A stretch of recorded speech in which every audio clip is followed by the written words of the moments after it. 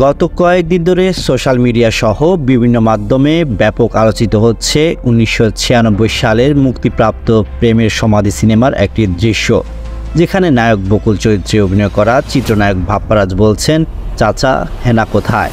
এই সংলাপটি ভাইরাল হওয়ার পর থেকেই নেটিজেনদের মধ্যে শুরু হয়েছে মাতামাতি।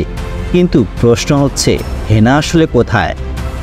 এই সিনেমায় হেনা চরিত্রে অভিনয় করেছেন চিত্রনায়িকা শাবনাজ, আর তার বাবা চরিত্রে অভিনয় করেছেন অভিনেতা আনোয়ার হোসেন। এই সংলাপটি যখন সোশ্যাল মিডিয়ায় তুমুল আলোচিত, তখন জানা গেল হেনা আসলে কোথায় আছেন। শাবনাজের স্বামী এবং জনপ্রিয় চিত্রনায়ক নাঈম সম্প্রতি একটি সংবাদ মাধ্যমকে দেওয়া সাক্ষাৎকারে বলেছেন, হেনা তো আমার কাছেই। তিনি আরও জানান, সিনেমাটি মুক্তির আগে শাবনাজের সঙ্গে তার বিয়ে হয়েছিল, অর্থাৎ হেনা তার হয়ে গিয়েছিলেন অনেক আগেই। নাঈম আরও বলেন, হঠাৎ করে এই পুরোনো ভিডিও ক্লিপটি কোথা থেকে সামনে এসেছে কিছুই জানি না, কিন্তু সিনেমাটি মানুষ এখনও মনে রেখেছে।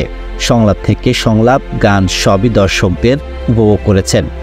ফেসবুকে বিভিন্ন মন্তব্য থেকে তা বুঝতে পেরেছি।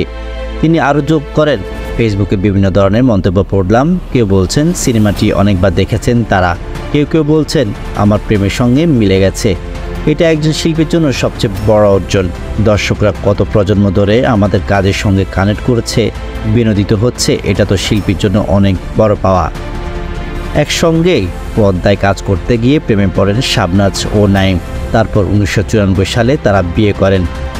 দীর্ঘ ৩১ বছরের দাম্পত্য জীবনে তারা ২ কন্যা সন্তানের জনক।